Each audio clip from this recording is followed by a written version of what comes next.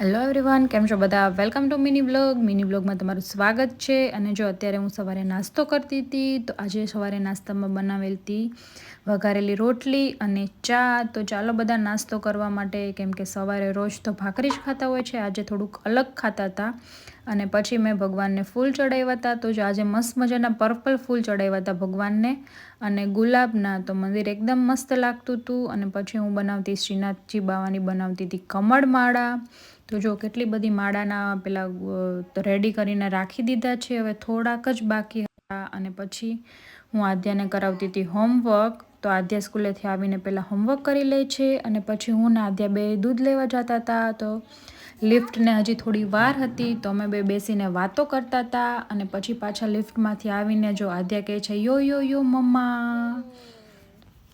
અને જો પછી આદ્યા ફોડતી હતી pop pop. Thanks for watching. More mini vlog જોવા માટે ચેનલ સબસ્ક્રાઈબ કરજો. Thank you.